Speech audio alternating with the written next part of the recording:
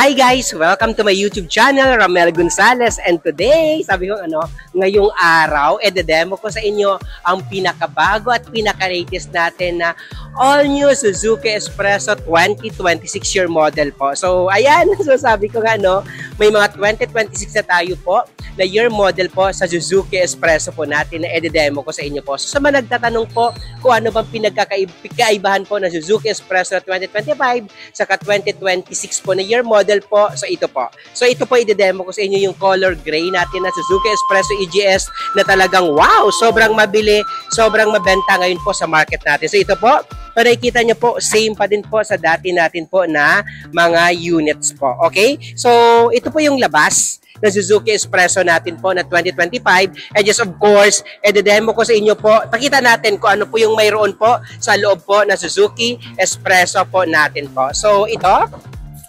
Hi! So, ayan. So, dito tayo para hindi masyado hindi masyado maingay. So ayan ipakilala ko lang po yung pangalan ko. Ako po si Ramel Gonzales, Suzuki Sales Manager Auto Caloocan Brand. So ito kung naghahanap ka ng maayos, mabilis at talagang lahat po na gusto nyo po na kaya natin ibibigay po natin yan. Lalong-lalo ngayon ito po sa Suzuki Espresso na gusto nyo po. So ito kanina sabi ko nga, anong kaibahan po na Suzuki Espresso natin na 2025 saka 2026 dahil 2026 po yung demo natin sa inyo po. So ito, to be honest naman talaga, wala naman talaga kaibahan doon. Ano lang talaga sila, year model lang naman. Same lang sila ng features, same lang din sila ng price, and then medyo discounted lang yung kaibahan dahil pag 2026, dahil nga 2025 pa lang tayo ngayon, medyo maliit lang po yung discounted ng 2026. Pero, dahil nga sabi ko, dahil sa akin ka bumili, sa akin ka kukuha, ibibigay natin yung gusto mo. Okay? Hindi lang maliit. Napakalaking discounted yung pwede natin ibigay po sa Suzuki natin na Espresso na 2026 year model po. So ito, same pa din po, may touchscreen monitor, and just of course, nakaano pa din siya guys, nakatawag dito, nakaano pa din siya guys, airbags tayo, dual airbags dito po sa may passenger seat and dito po sa may driver seat. And yes, of course, mayroon pa din siya dito dito din po glove compartment natin. And ito, naka-touchscreen na sa guys So itong touchscreen monitor natin. Alam niyo ba ang kagandahan po sa Suzuki Espresso natin dahil sabi ko nga, kahit maliit lang po siya talagang madami kang isasakay dito, and yes, of course, and kagandahan niya, kitang-kita mo po yung harap niya po talaga pag nagda-drive po tayo. And yes, of course, sabi ko nga, yung headroom niya po, and yes, of course, yung legroom niya po, talagang napaka-comfortable, napakaluwag. And ito sa Suzuki Espresso natin, pakita natin yung likod. Sa Suzuki Espresso natin po guys, meron po tayo dito, pwede tayo dito guys, 5-seaters po dito sa Suzuki Espresso natin na pwede natin po masakyan po. So, tignan natin yung likod. Punta ako sa likod para makita nyo po kung ano po mayroon sa likod po. I-demo natin. So dito sa likod po, pag napapansin nyo po ito. Di ba? Sino ba naman nagsabi na hindi magkasya dito sa likod? So dito sa likod guys, sabi ko nga, ito siya, si Troy po, talagang ito si Troy, talaga yung height niya po is 6-footer po. So talagang tignan niyo po yung yung head niya po mayroon pang extra, and just of course dito po sa legroom niya po may extra din po. Ito po naman po, ito naman siya po ay 5'7" po yung height ni Ron. So dito po napakataas pa din po ng headroom, and then just of course yung legroom niya po hindi pa din po sagad po talaga sa dito po. And just of course yung height ko po 5 po. So, siguro pang cheeks. So, dito. So, tama lang naman. Dito po pwede 3, 2, and 5-seaters po pinaka. And kung may nga maliliit, pwede dito po siguro po 4 sa likod po. And ano naman tayo pag mga Pinoy. Pag mga Pinoy, as long as kaya natin ipasok, ipapasok natin yan. And yes, of course, ano bang kailangan natin po pag nangungutang tayo? Tingin tayo sa camera. Itutok mo ka tayo sa camera. Yan! Para makita naman, ano bang kailangan natin pag nangungutang po tayo sa bangko po. Pag bangko naman po guys, meron tayong mga mabababang down payment na pwede nyo po ma-avail po. Sobrang napakababa. Lalo na po pag Metro Manila lang po yung area natin, isara mo naman dun yung pinto kasi mainit. Yan, isara mo para naman malamigan tayo. Oh, di ba? Alam nyo guys na yung, kasi naka-open, kaya yung aircon natin hindi ano. Alam nyo guys, no, sabi ko nga, ito po, sa halagang, sa manual natin, meron tayong dalawang klase ng Suzuki Espresso. Suzuki Espresso natin na GL manual po is 634 lang po yung price. And ito yung dinedemo natin, yung automatic or EGS natin na transmission po, 674,000 po. So, and then sabi ko nga, may manager cash discount tayo na pwede natin ibigay. Sobrang napakalaki talaga. So sabi ko, ang laki-laki po, talagang wow, the best po tayo magbigay po ng discounted po. And yes, of course, no, demo namin pong tatlo po yung sa likod. So, ayan po. Aha, tignan natin po kung paano po sa likod. Baba ka na dun, sir. Ayan, tignan natin sa likod. Diyan tayo dadaan sa likod po. And yes, of course, sa likod natin po, ito naman po yung likod natin po. So, yung likod natin, open mo yung ano. So, yung likod natin po, dito po, ito po yung likod po ng Suzuki Espresso natin po na 2026. Ulitin ko, wala po pinagkaiba po. Year model lang po yung pinagkaiba natin. And yes, of course, ito po yung likod po ng Suzuki natin na Espresso po. Sino ba naman nagsabi dito na hindi ka magkasya? Ayan. Opo ka nga dito, sir. Dito, sir, oh. Oh, di ba? Oh, di ba? So, sabi ko nga, dito po sa Suzuki Espresso natin, kayang-kaya natin ito dalhin po pag gusto mo po mag-outdoor activities po, pag gusto mo naman po pag gusto mo naman po magtawag dito, mag-camping, ito po, na pinaka-the best po talaga yung Suzuki Espresso natin po. And then, sabi ko nga, wala kayong ibang pupuntahan pag pumunta kay Suzuki Auto Caloocan, kundi kami lang. Hanapin nyo lang po yung grupo ni Sir Ramel Gonzales Camo, yung nagbablog po kamo na manager po sa Caloocan, dahil pinaka-the best po magbigay po ng discounted po. Okay? Ayan po. Huwag kayo mahiya po na hanapin po ako. Pwede nyo po ako mapalo sa lahat ng mga social media account natin.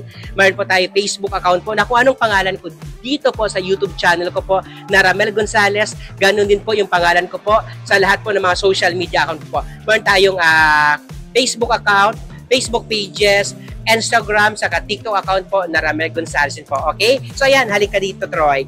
So ayan na guys, no, pag pumunta kayo sa Caloocan, hanapin nyo lang po yung tao ko, si Troy, and just of course po si Ron po, and just of course ako, lalong-lalo ako, kasi i-assist namin po kayo at ibibigay natin yung pinaka-the best sa inyo po. So tignan natin ulit yung harap para makita nyo po kung ano po yung mayroon po sa Suzuki. Sa harap ka, sa Suzuki natin po na dito po na Espresso na 2026 natin na year model po. To be honest, ulitin ko, wala naman ibang pinagkaiba doon. Year model lang naman dahil naubos na agad po yung halika. Naubos na agad po kasi yung stock namin, Troy, naubos na lahat po yung unit namin po na 2025. Kaya po, 2026 na ngayon, yung mga year model na mayroon po tayo. So ito po, pinaka-the best i-release ngayon to yung Suzuki Espresso ng ibang agent. So, dahil nga sabi ko may oras pa naman kaya dinemo namin dito po. Okay? So, ayan. Ang sabihin natin? Sa kami lang po ang hanapin nyo at wala na pong iba. Lalo na po ang sales manager namin na si Sir Ramel Gonzales. Pakilala ka? I'm Trey Marsan from Suzuki Auto Caloocan. Ito. Ako po si Ron Ivan Amen, sales agent ng Suzuki Auto Caloocan. Ayan. So sabi ko nga, huwag kayo mahiya, natawagan po kami, puntahan po kami dito, mag-test drive po tayo. Nako, hindi talaga kayo magkakamali po pag gamit yung hinanap niyo po. Okay? Ulitin ko po, Ramel Gonzales po na nagsasabi po sa inyo na bye!